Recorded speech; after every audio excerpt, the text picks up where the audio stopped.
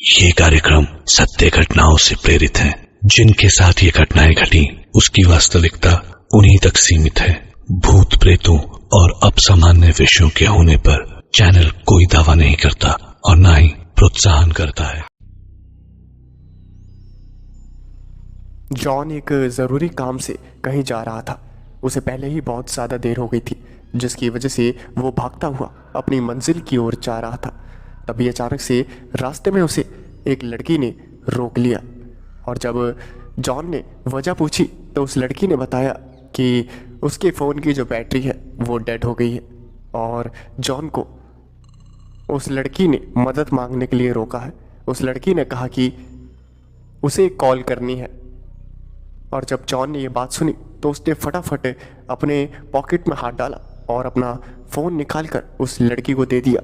उस लड़की ने जहाँ उसे कॉल करनी थी वहाँ कॉल करी और फिर थोड़ी देर बात करके उसने फ़ोन को कट कर दिया और जॉन को वापस दे दिया और जॉन को उस लड़की ने थैंक यू कहा। जॉन के पास ज़्यादा बातचीत करने का वक्त नहीं था और जॉन वहाँ से निकल गया। शाम के वक्त जॉन अपने घर वापस आया और अपने खाने का इंतज़ाम करने लगा। वो अपने लिए खाना बना ही रहा था, तभी अचानक से उसके फ़ोन पे एक मैसेज आया। मैसेज किसी अननोन नंबर से आया था जिसके ऊपर प्रोफाइल पिक्चर नहीं लगी हुई थी। जॉन को लगा कि शायद कोई रिलेटिव है, जिसके जवाब में उसने हाय भेजा और फिर सामने से उसे मैसेज आया कि पहचाना, आज सुबह सुबह ही हम मिले थे। जॉन को कुछ भी समझ नहीं आया और फिर उस नंबर से, जिस नंबर से मैसेज आया था, उसने बताया कि वो वही लड़की है जो कि सुबह सुबह मिली थी जॉन से। और फिर जॉन ने मैसेज किया कि हाँ उसे याद आ गया है, लेकिन जॉन को काफ़ी ज़्यादा अजीब लग रहा था वो लड़की उसे मैसेज क्यों कर रही है। दोनों के बीच में धीरे धीरे बातचीत होने लगी। दोनों ही कुछ ही दिनों में काफ़ी अच्छे दोस्त बन गए और वही दोस्ती आगे चल के प्यार में बदल गई। अब जॉन एक जॉब की तलाश में कहीं भटक रहा था। वो जो लड़की थी, जॉन उससे शादी करने वाला था। जॉन एक अच्छी जॉब की तलाश में था ताकि उसका खर्चा और उस लड़की का खर्चा वो उठा पाए।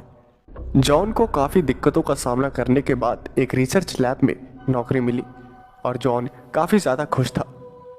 जॉन ने ये खुशखबरी देने के लिए उस लड़की को मिलने के लिए बुलाया।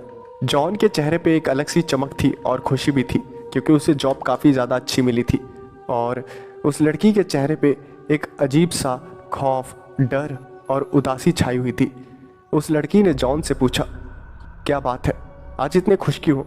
जिसके जवाब में जॉन ने बताया कि उसकी नौकरी लग गई है और उस लड़की का थोड़ा सा चेहरा ठीक हुआ, वो थोड़ी खुश हुई। लेकिन जॉन को भी पता चल गया कि वो लड़की खुश नहीं है ज़्यादा।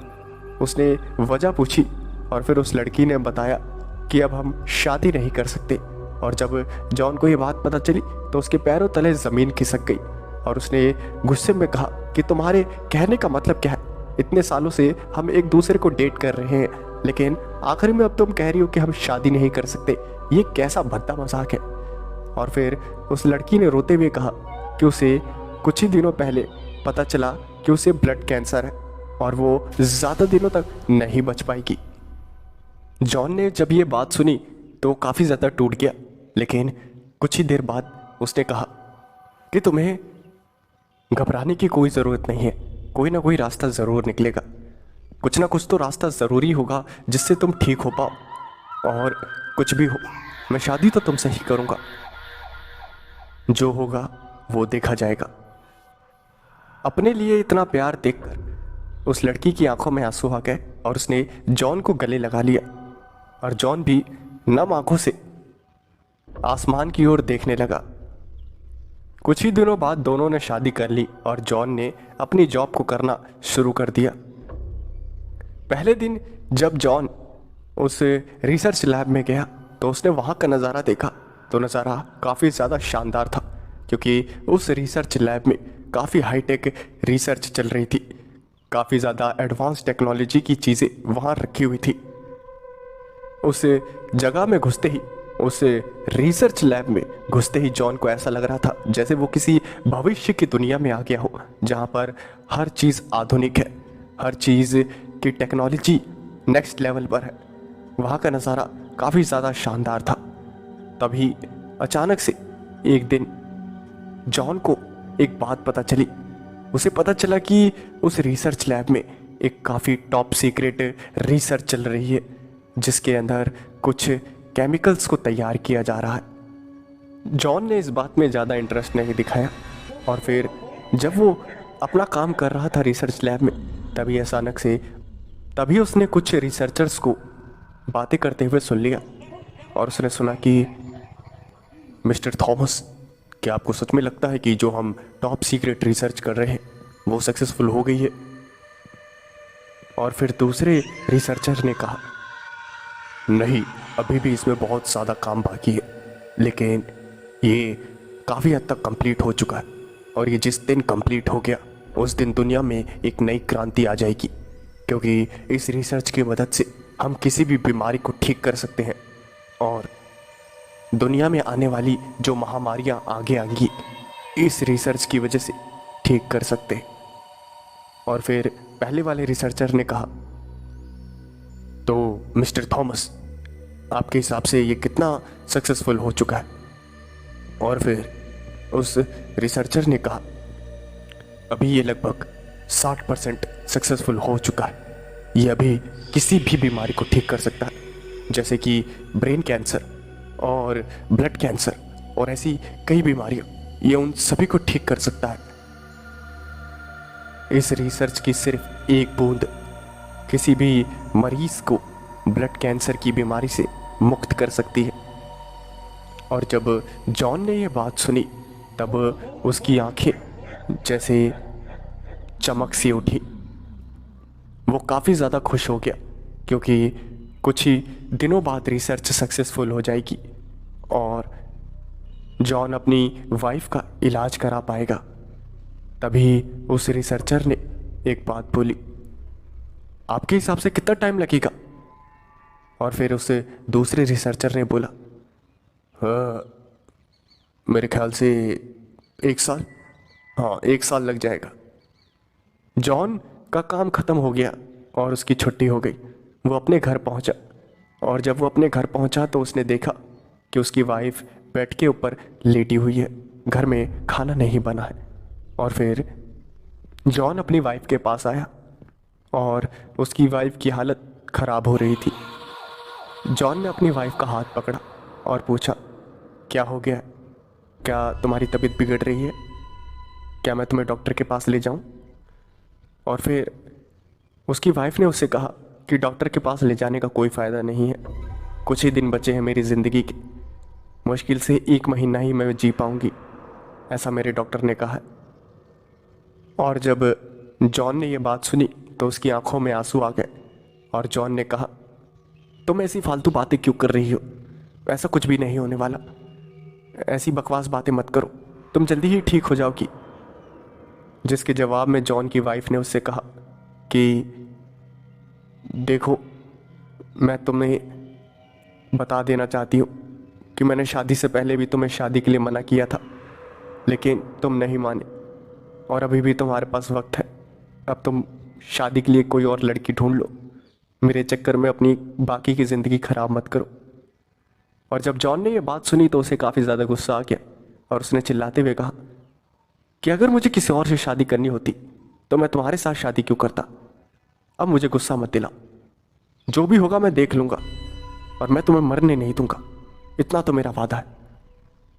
जॉन उस रात पूरी रात नहीं सोया और उसके दिमाग में एक ही बात चलती रही।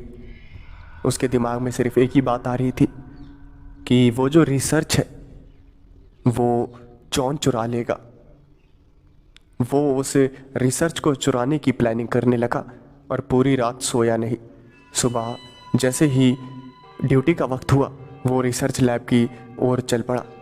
उसे इतना तो पता था कि वो जो रिसर्च है वो किसी सिक्योर जगह रखी होगी और उसे पता लगाने में ज़्यादा टाइम नहीं लगा, क्योंकि उसे पता था कि उस लैब की सबसे सिक्योर जगह कौन सी है। और जब सब अपने अपने काम में बिजी थे तब जॉन वहाँ पहुँच गया उस हाई सिक्योरिटी में। और जब सब अपने अपने काम में बिजी थे, किसी का ध्यान इधर उधर नहीं था, सबका ध्यान अपने अपने काम में था, तब जॉन पहुंच गया उस जगह पर जहां वो रिसर्च रखी हुई थी।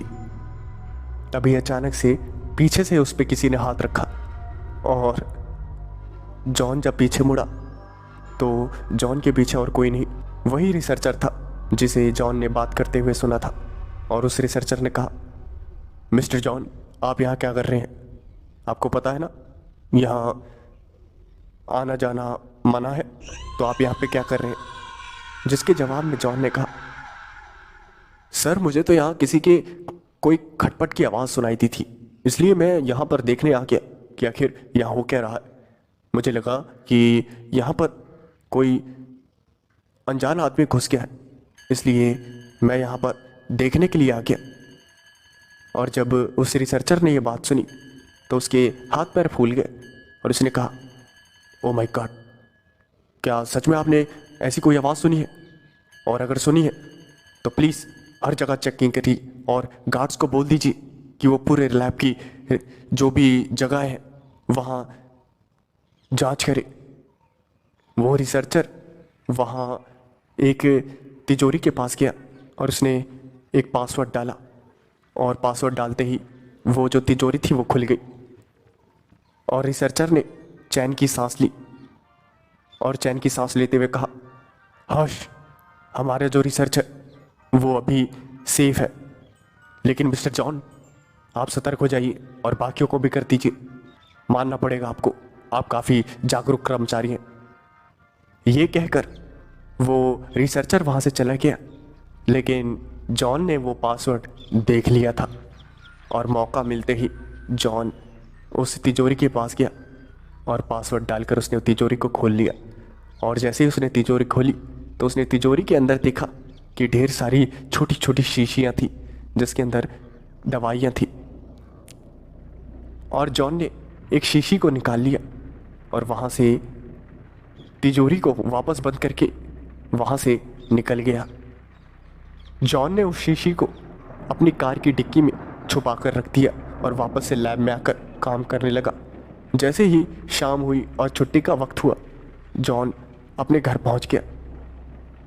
उसने अपनी वाइफ को देखा, उसकी वाइफ बेड पे अभी भी लेटी हुई थी और जॉन अपनी वाइफ के पास गया और उसने कहा, अब तुम ठीक हो जाओगी, अब तुम्हें घबराने की ज़रूरत नहीं है। ये कहकर जॉन ने वही शीशी निकाली और एक इंजेक्शन निकाला और उसे शीशी में जो दवाई थी उसे अपनी वाइफ के अंदर इंजेक्ट कर दिया और ऊपर वाले से प्रार्थना करने लगा कि उसकी वाइफ ठीक हो जाए। जॉन और उसकी वाइफ खाना खा के सो गए और फिर सुबह जब जॉन की आंखें खुली तो उसने देखा कि उसकी वाइफ उसके बगल में नहीं है और जॉन अपनी वाइफ को आवाज़ देने लगा। और फिर उसने जो देखा उसे देखकर उसकी आंखों में खुशी की एक नई लहर दौड़ गई। उसने देखा कि उसकी वाइफ बिल्कुल ठीक हो चुकी है, एंजल की तरह। जब जॉन ने अपनी वाइफ को इतना हेल्दी देखा तो उसकी आंखों में आंसू आ गए और जॉन की वाइफ भी काफ़ी अच्छा महसूस कर रही थी और वो काफ़ी खुश थी। जॉन खाना खा के अपनी ड्यूटी के लिए जाने लगा, लेकिन जॉन की वाइफ ने उसे रोक लिया और जॉन ने भी ड्यूटी जाना कैंसिल कर दिया। वो दोनों एक दूसरे की बाहों में अपने दिन को बिताने लगे। वो दोनों काफ़ी ज़्यादा खुश थे। तभी दोपहर में जॉन को एक कॉल आया और फिर जॉन को पता चल गया कि जो दवाई की चोरी थी उसके बारे में सबको पता लग चुका है। और जब फ़ोन आया तब जॉन ने फ़ोन उठाया और सामने से आवाज़ आई, मिस्टर जॉन, आप सही कह रहे थे कि सच में कोई लैब में घुस आया है। हमारी रिसर्च की जो दवाई थी उसमें से एक शीशी कम है, पक्का किसी ने उसे चुरा लिया है। क्या आपने किसी ऐसे अनजान व्यक्ति को देखा था वहाँ पूरे दिन रिसर्च लैब में? जिसके जवाब में उस जॉन ने कहा, सर मैंने तो सिर्फ आवाज़ सुनी थी अजीब सी, और फिर जब मैं वहाँ गया तो मैंने हर तरफ नज़र दौड़ाई तो मुझे कुछ भी नज़र नहीं आया, लेकिन इतना तो मुझे पता था कि कोई ना कोई तो ज़रूर अंदर दाखिल हुआ है। लेकिन वो शायद जो भी था अपने मकसद में कामयाब हो गया। मेरी भी तबीयत काफ़ी ज़्यादा ख़राब हो गई है, मुझे काफ़ी ज़्यादा बुखार है, न जाने क्या हो रहा है मेरे साथ। जिसके जवाब में उस रिसर्चर ने कहा, oh mister John, I am sorry मैंने आपको डिस्टर्ब किया, लेकिन बात ही कुछ ऐसी है। वो हमारी सबसे खुफिया रिसर्च थी, अगर वो गलत हाथों में पड़ गई तब काफ़ी ज़्यादा दिक्कत हो जाएगी। इतनी ही बातचीत के बाद जॉन ने फ़ोन को रख दिया और अपनी वाइफ के साथ दिन बिताने लगा।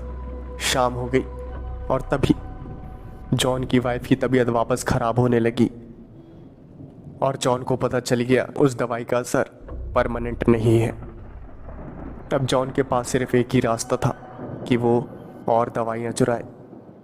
वो अगले ही दिन रिसर्च लैब में काम के लिए गया और वहाँ से फिर से कुछ शीशियाँ चुरा कर ले आया और इस बार उसने कई सारी शीशियाँ चुरा ली थी और उसने सारे जो दवाइयाँ थी, जो सारी शीशियाँ थी, उसने एक साथ ही अपनी वाइफ के अंदर इंजेक्ट कर दी और उसकी वाइफ पहले जैसे ही ठीक हो गई।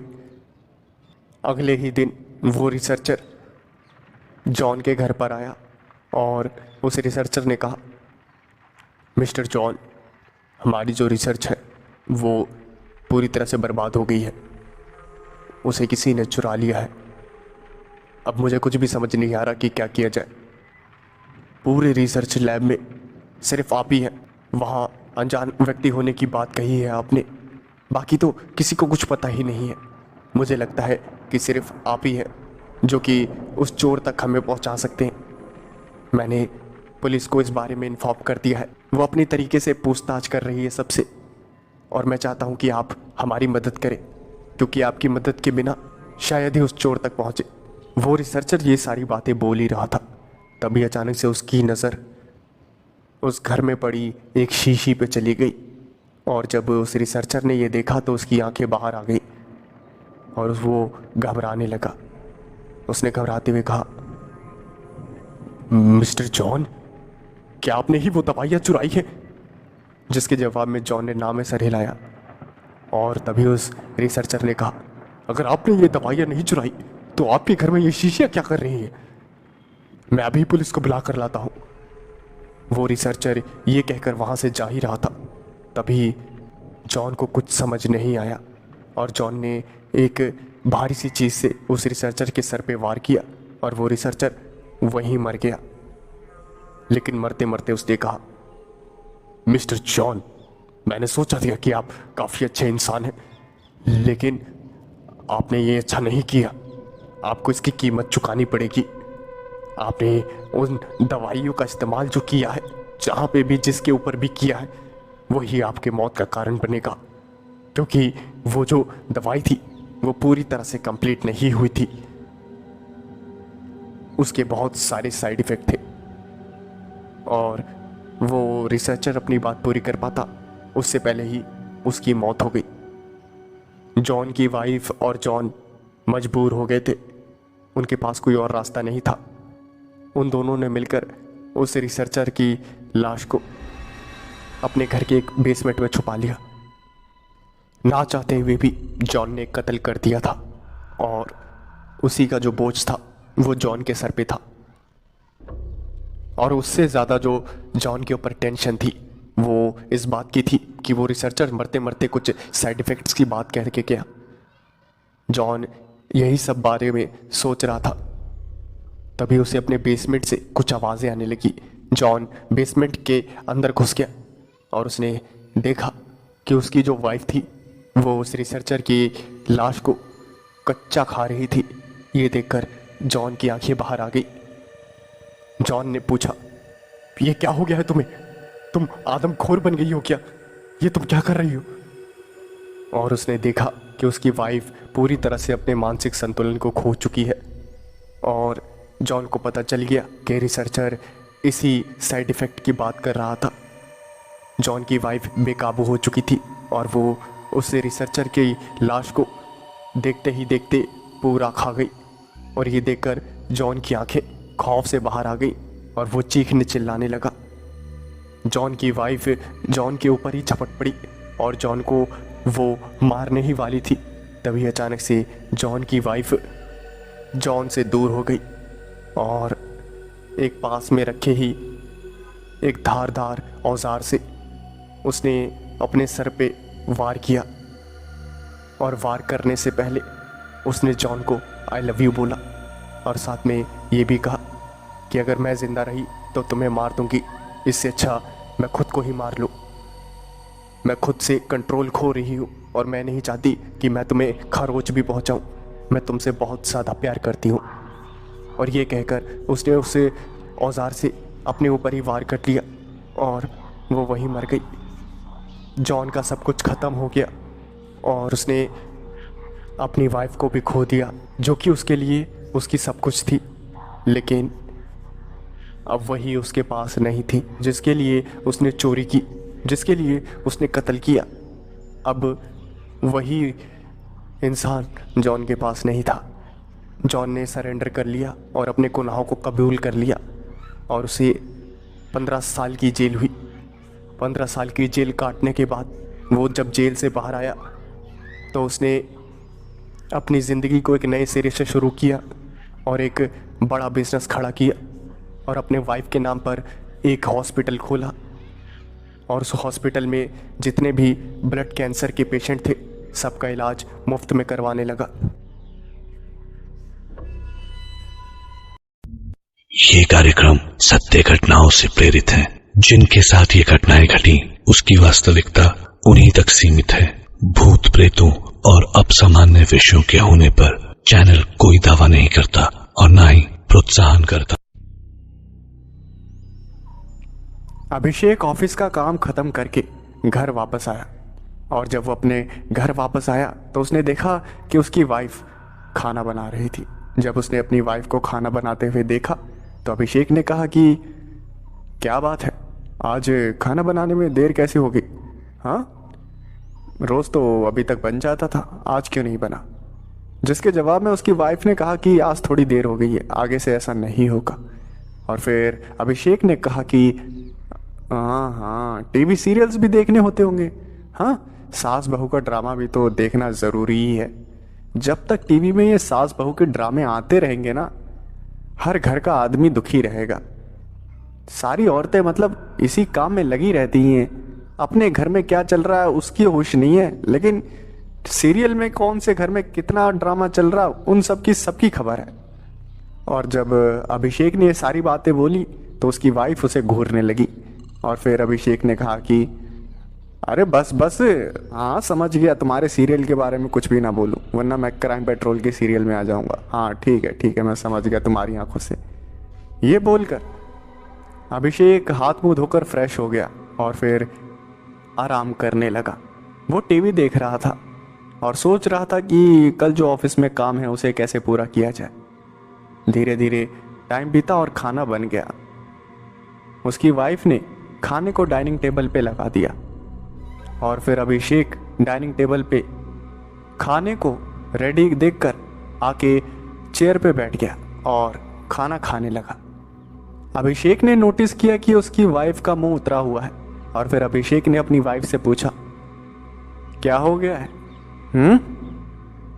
बड़ा उखड़ा उखड़ा सा मुंह है तुम्हारा आज, रोज तो ऐसा नहीं होता, आज क्या हो गया, कोई बात हुई है क्या? जिसके जवाब में अभिषेक की वाइफ ने कहा कि तुम्हें क्या फ़र्क पड़ता है, तुम्हें तो सिर्फ अपने काम की पड़ी है, अपने काम पे ध्यान दो। मैं कैसी हूँ, मेरा क्या हाल है, तुम्हें इससे क्या लेना देना।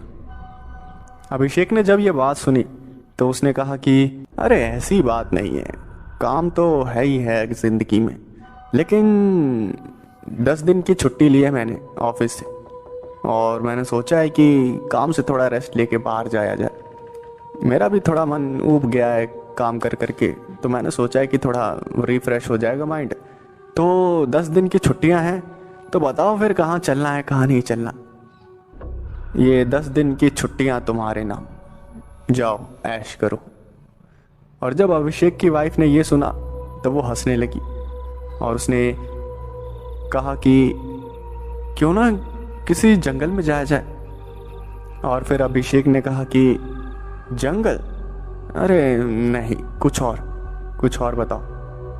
तभी अभिषेक की वाइफ के दिमाग में एक आइडिया आया और उसने कहा कि सुनो, मैंने एक ये वीडियो में ना एक जगह के बारे में देखा है, वो जगह भूतिया है। कहते हैं कि वहाँ भूतों का साया है और वो जगह हमारे घर से ज़्यादा दूर नहीं है। क्यों ना हम एक रात वहाँ जाके देखें, वहाँ क्या है कैसा है सब कुछ जाके देखते हैं ना एक बार। और फिर जब अभिषेक ने ये बात सुनी तो उसने कहा कि हॉन्टेड प्लेसेस पे, हाँ, अरे भूत प्रेत कुछ भी नहीं होता, ये सब जगहों को फेमस करने के लिए ये सिर्फ झूठी बातें फैलाई जाती हैं, ऐसा कुछ भी नहीं होता। अगर वहाँ जाएंगे ना तो सिर्फ टाइम वेस्ट होगा, समझी। और फिर अभिषेक की वाइफ ने कहा कि एक बार चल के देखने में क्या जाता है, चलो ना चलते हैं, कुछ नहीं होगा तो फिर अच्छा ही है, लेकिन मन का वहम तो दूर हो जाएगा ना कि भूत प्रेत जैसी कोई चीज़ नहीं होती। और अभिषेक ने कहा कि ठीक है, तुम्हारे कहने पे चलते हैं, छुट्टियां स्टार्ट होने दो। धीरे धीरे दिन बीते और अभिषेक की छुट्टियां आ गई। उसकी वाइफ सुबह से ही पैकिंग कर रही थी और जब अभिषेक ने उसकी वाइफ को पैकिंग करते हुए देखा तो कहा कि अरे इतनी पैकिंग अभी से? अरे वहाँ रहना नहीं है हमें, सिर्फ रात को जाएंगे, थोड़ा बहुत देखेंगे और वापस आ जाएंगे। वहाँ जाके हमें कोई फ़ायदा नहीं है और मैं तो जाना भी नहीं चाहता। बस तुम्हारे मन का जो वहम है ना भूत प्रेतों को लेकर, सिर्फ उसी को मैं दूर करने के लिए जा रहा हूँ, वरना मेरा तो मन नहीं है जाने का। धीरे धीरे रात हुई और अंधेरा हो गया। रात हुई और फिर वो दोनों उस जगह के लिए निकल गए। उसकी वाइफ ने उस जगह के बारे में पूरी जानकारी ले रखी थी। उसने गूगल मैप पे उस जगह को सर्च किया और दोनों चल पड़े। जब वो उस जगह की तरफ बढ़ रहे थे तब उन्होंने देखा कि वो जगह जंगल में है। अभिषेक ने कहा कि वो जगह जंगल में है, क्या कहती हो, गाड़ी यहीं पार्क करके चले अंदर? मुझे तो लगता है नहीं जाना चाहिए क्योंकि तुम्हें बहुत डर लगेगा और फिर डर वर जाओगी तो फिर अच्छा नहीं रहेगा ना, तुम्हें संभालना मुश्किल हो जाएगा। और जब उसकी वाइफ ने ये बात सुनी तो उसकी वाइफ ने कहा कि नहीं, डरपोक नहीं हूँ मैं, चलो चलते हैं। और जब अभिषेक ने ये बात सुनी तो उसने गाड़ी को जंगल के बाहर ही पार्क कर दिया और दोनों कुछ ज़रूरी सामान लेकर उस जंगल के अंदर चले गए। उस जगह का जो मैप था, जो कि गूगल पे दिख रहा था, उसको फॉलो करते करते वो उस जगह तक पहुँचे और उन्होंने देखा कि वो जगह एक खंडहर सा पुराना सा घर है और वो घर दिखने में काफ़ी ज़्यादा डरावना है। अभिषेक ने जब उससे पुराने से खंडहर से घर को देखा तो फिर उसने कहा कि ये कैसा अजीब सा घर है, ऐसा घर कौन बनाता है, चलो चलते हैं यहाँ से, यहाँ कुछ भी देखने लायक नहीं है। जिसके जवाब में उसकी वाइफ ने कहा कि अरे देख लिया मैंने, कुछ खास तो है नहीं, लेकिन मेरी बात सुनो ना, ये देखो ना आसमान में तारे कितने खूबसूरत लग रहे हैं। मैं तो कहती हूँ आज की रात यहीं रहते हैं, कोई जंगली जानवर तो होगा नहीं यहाँ पर, हाँ। और ना मेरा बचपन से सपना था कि मैं किसी हॉन्टेड प्लेस पे एक रात गुजारूं। जिसके जवाब में अभिषेक ने कहा कि कैसे अजीब अजीब शौक है तुम्हारे, हाँ। उन दोनों ने वहाँ लकड़ियाँ इकट्ठा करी और लाइटर की मदद से आग जलाई और वहीं पर बैठ गए। वो दोनों आपस में बातें कर रहे थे। तभी अचानक से अभिषेक की वाइफ ने उससे पूछा, तुम मुझे कभी छोड़ के तो नहीं जाओगे ना? और जब अभिषेक ने यह बात सुनी तो वो हैरान हो गया और उसने कहा कि कैसी बातें कर रही हो, तुम्हें छोड़ के मैं कहाँ जाऊँगा, तुम तो वो जेल हो जहाँ से मैं भाग ही नहीं सकता। और जब उसकी वाइफ ने यह बात सुनी तो वो काफ़ी ज़्यादा गुस्से में आ गई और अभिषेक ने हंसते हुए कहा कि अरे मजाक कर रहा हूँ यार, मजाक तो समझा करो, पता नहीं यार, एकदम कॉमन सेंस यूज़ करा करो, मजाक कर रहा हूँ मैं तो तुमसे बहुत ज़्यादा प्यार करता हूँ। लेकिन अभिषेक की वाइफ नहीं मानी और वो नाराज़ हो गई थी। जब अभिषेक ने अपनी वाइफ को नाराज देखा तो अभिषेक ने कहा कि अरे बस यार, हो गया बस। अरे मैं मजाक कर रहा था यार, छोटे से मजाक के लिए इतना नाराज होना ठीक थोड़ी है। हाँ बस हो गया। अब और बताओ, जो बाकी की दिन हैं, जो बाकी की छुट्टियां हैं, उन्हें कैसे गुजारना पसंद करोगी? काफ़ी मनाने के बाद आखिरकार अभिषेक की वाइफ मान गई और फिर अभिषेक ने कहा कि अरे पानी की बोतल है क्या? जिसके जवाब में अभिषेक की वाइफ ने बैग को चेक किया और कहा कि अरे मैं तो लाना ही भूल गई, वो तो कार में रह गई। और फिर अभिषेक ने कहा कि ठीक है, अभी जाता हूँ थोड़ी देर में। वैसे आसमान कितना सुंदर लग रहा है ना, तारे देखो कैसे चमक रहे हैं, कितना खूबसूरत लग रहा है। हाँ। जिसके जवाब में उसकी बीवी ने हाँ में सर हिलाया। अभिषेक की वाइफ उसका हाथ पकड़ने लग गई और फिर अभिषेक ने कहा कि अरे ये सब घर में अच्छा लगता है, बाहर नहीं, अभी हम बाहर हैं। हाँ ये सब अच्छा नहीं लगता घर के बाहर, मतलब अभी हम खुले में हैं मतलब। और फिर अभिषेक की वाइफ ने कहा कि कोई देखने वाला थोड़ी है। जिसके जवाब में फिर अभिषेक ने कहा कि अरे भरोसा थोड़ी है कोई, अब तुमने कहा था कि इस घर में भूत है। हाँ क्या पता वो भूत ही निकल के आ जाए। और फिर अभिषेक की वाइफ ने कहा कि कोई बात नहीं, आने दो, देखने दो जिसको देखना, कोई गैर थोड़ी हो तुम। और फिर अभिषेक ने कहा कि अरे रहने दो, मैं जा रहा हूँ, पानी की बोतल लेकर आता हूँ, मुझे प्यास लग रही है। और यहीं रहना, आग के पास, कहीं इधर उधर मत जाना। जिसके जवाब में उसकी वाइफ ने हाँ में सर हिलाया और अभिषेक पानी की बोतल लेने के लिए अपनी कार के पास जाने लगा।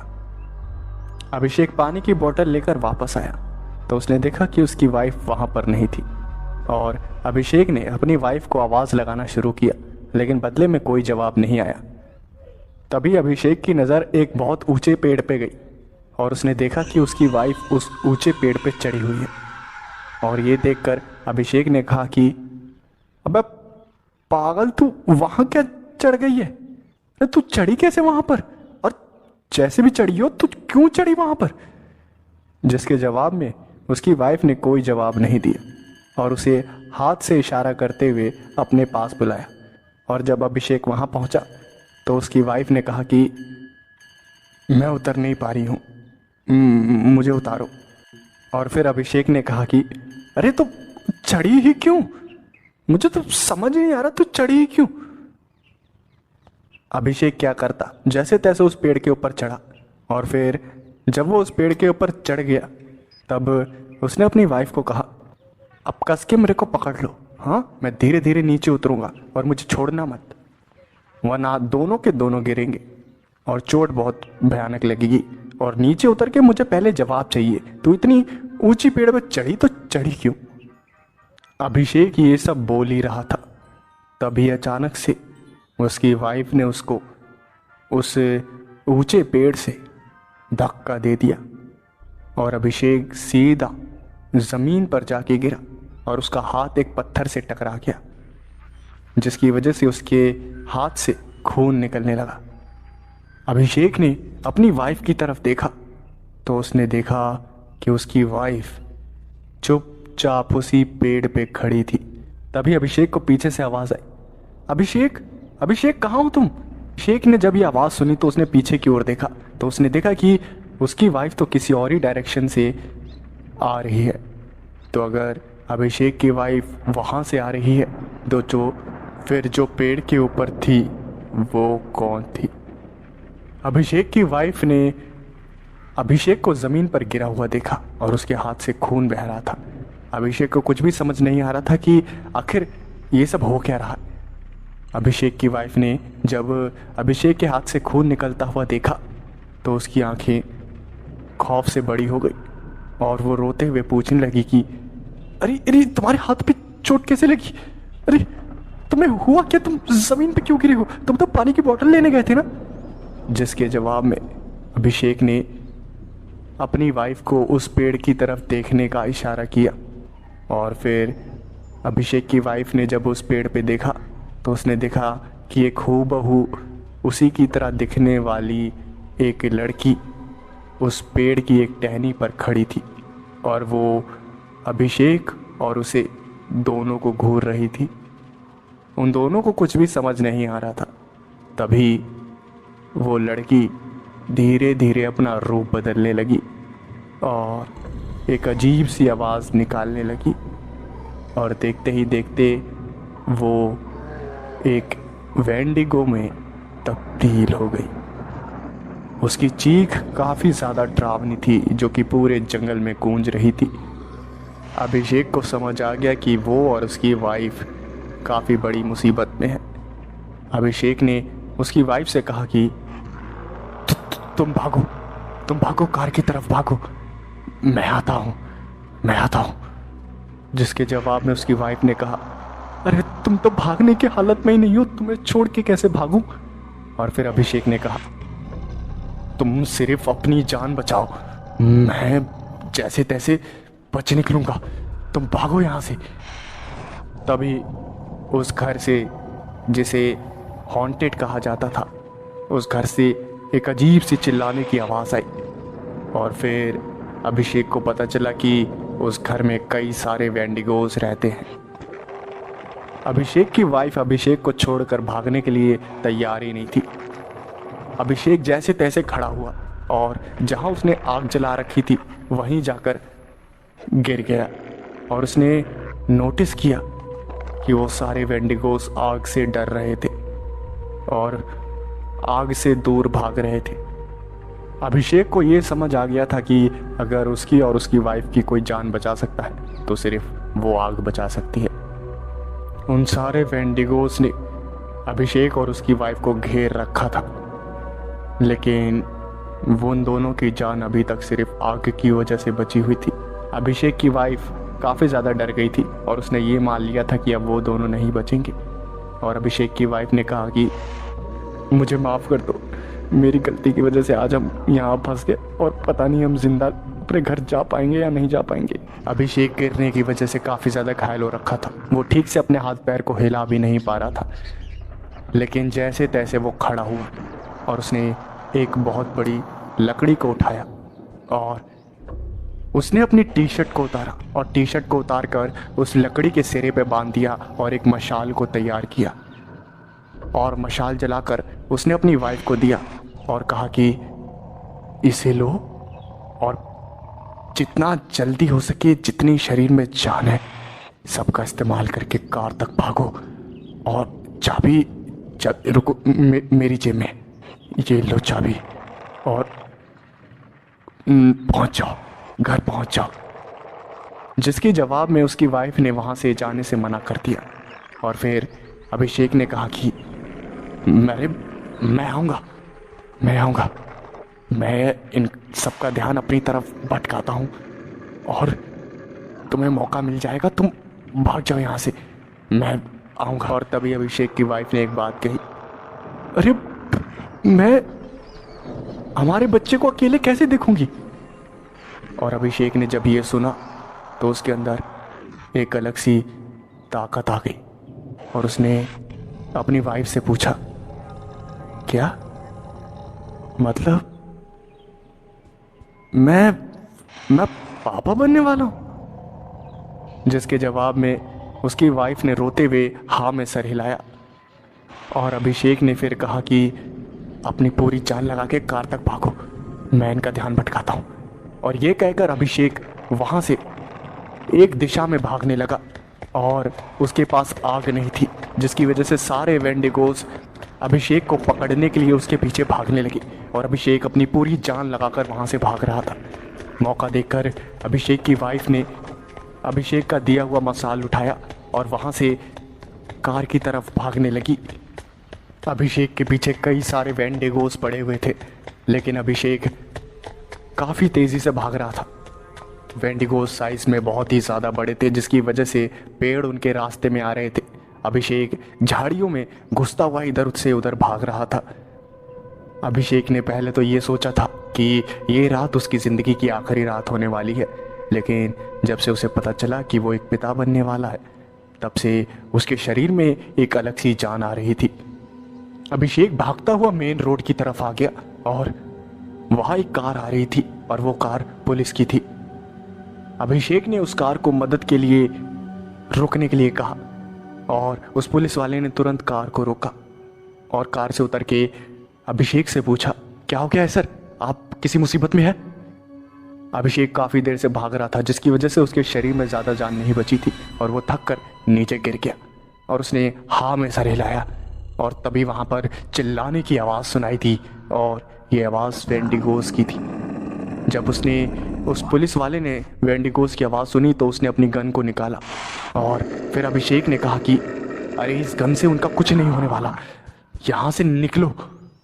तभी उस जंगल से एक वेंडिगो पागलों की तरह भागता हुआ आया और उस पुलिस वाले की तरफ झपट पड़ा। उस पुलिस वाले की बंदूक उसके हाथ से छूट गई और जमीन पर गिर गई। अभिषेक ने उस बंदूक को उठाया और उस वेंडिगो के ऊपर एक के बाद एक फायर किया, लेकिन उस वेंडिगो पे कोई खास फर्क नहीं पड़ा। वो वेंडिगो उस पुलिस वाले को मारने में बिजी था। अभिषेक की नज़र गई कि कार की चाबी उसी में लगी हुई है और गाड़ी स्टार्ट है। अभिषेक तुरंत उस कार में बैठा और उसने उस कार को उस वेंडिगो के ऊपर चढ़ा दिया, जिसकी वजह से उस वेंडिगो की पकड़ से वो पुलिस वाला आज़ाद हो गया, लेकिन वो बहुत ज़्यादा घायल था। अभिषेक ने फुर्ती से उस घायल पुलिस वाले को उठाया और गाड़ी के पीछे वाली सीट पर बैठाकर खुद गाड़ी में बैठ गया और उसे चलाने लगा। लेकिन तब तक वो वेंडिगोस, जो बाकी वेंडिगोस थे, वो भी जंगल से बाहर आ गए थे और वो कार का पीछा कर रहे थे। अभिषेक अपनी पूरी जान लगाकर उस गाड़ी को चला रहा था, लेकिन वो कार गियर वाली थी और अभिषेक के हाथ में एक चोट लगी हुई थी। उससे ना ही स्टीयरिंग व्हील ठीक से संभल रही थी, ना ही वो टाइम पे गियर चेंज कर पा रहा था और इसी चक्कर में कार डिसबैलेंस हो गई और अभिषेक की कार काफ़ी जोरदार तरीके से एक पेड़ से जाकर टकरा गई। अभिषेक के सर पे काफ़ी चोट लगी थी और उसके सर से खून बहने लगा था, लेकिन उसके अंदर अभी भी बहुत ताकत बाकी थी। वो जैसे तैसे गाड़ी से उतरा और उसने पुलिस वाले को भी गाड़ी से उतारा और उसे एक पेड़ के नीचे रख दिया और उसकी जो बंदूक थी अभी भी अभिषेक के पास थी और वो बंदूक को लेकर यही सोच रहा था कि आखिर क्या किया जाए। तभी उसने वेंडिगोस की चिल्लाने की आवाज़ सुनी और उसे पता चल गया कि कुछ ही सेकंड्स में वेंडिगो उसके पास आने वाले हैं। अभिषेक ने उस घायल पुलिस वाले की पॉकेट को चेक किया और उसकी किस्मत ने साथ दिया। अब उस पुलिस वाले की पॉकेट में एक लाइटर था। अभिषेक ने उस पुलिस वाले की शर्ट को उतार दिया और उस शर्ट को जला दिया और जैसे ही उसने उस शर्ट को जलाया वो वेंडिगोस आंखों को देखकर वहाँ से भागने लगे। वो पुलिस वाला और अभिषेक दोनों घायल पड़े हुए थे और वेंडिगोस उस जलती हुई टी शर्ट के बुझने का इंतज़ार कर रहे थे और अभिषेक को भी पता था कि जितनी वो टी शर्ट जलेगी उतनी ही सांसें उस घायल पुलिस वाले और अभिषेक की चलेगी, क्योंकि उसके बुझने के बाद वो वेंडिगोस उन दोनों को कच्चा चबा जाएंगे। लेकिन अब अभिषेक को कोई खास फर्क नहीं पड़ रहा था, क्योंकि उसे पता था कि उसकी वाइफ अब तक तो घर पहुंच गई होगी और अब वो मर भी जाए तो उसे किसी बात की कोई परवाह नहीं थी, क्योंकि उसकी वाइफ अब सुरक्षित थी। और फिर वही हुआ, वो शर्ट जलना बुझ गई, वो आग बुझ गई और जैसे ही वो आग बुझी अभिषेक की तरफ उन वेंडिगोस ने हमला किया और वो वेंडिगोस हमला कर ही रहे थे अभिषेक पे। तभी अचानक से वहाँ एक कार आई और उस कार ने उन वेंडिगोस को कुचलना शुरू कर दिया और अभिषेक ने देखा कि उस कार में और कोई नहीं, उसकी वाइफ थी और अभिषेक की वाइफ कार को चला चला के उन वेंडिगोस पे अटैक कर रही थी। लेकिन उन वेंडिगोस ने कार के ऊपर कब्जा कर लिया और उसे तोड़ने लगे। अभिषेक ने जैसे तैसे एक पत्थर उठाया और उन वेंडिगोस के ऊपर दे मारा, जिसकी वजह से वेंडिगोस का ध्यान अब अभिषेक के ऊपर आ गया और वो वापस से वेंडिगो सारे अभिषेक की तरफ कदम बढ़ाने लगे। लेकिन वो हमला कर पाते उससे पहले ही सूरज की पहली किरण वहाँ आ गई और धीरे धीरे उजाला होने लगा।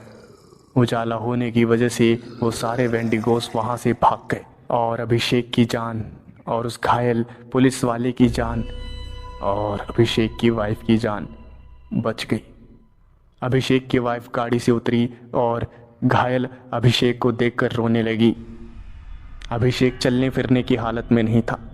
अभिषेक की वाइफ ने जैसे तैसे अभिषेक को खड़ा किया और अभिषेक ने हंसते हुए कहा कि बहुत भारी हो गया हूं ना तुम्हारे आलू के पराठे खा खा के।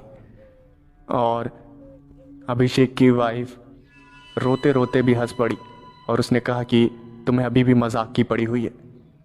उस घायल पुलिस वाले को और अभिषेक को अभिषेक की वाइफ ने जो गाड़ी चलने लायक थी उसके पीछे बैठाया और उन दोनों को लेके हॉस्पिटल पहुंची और काफ़ी इलाज के बाद वो दोनों ठीक हो पाए और अभिषेक और उसकी वाइफ कुछ महीनों बाद माता पिता बन गए और अपनी ज़िंदगी को खुशी खुशी बिताने लगे।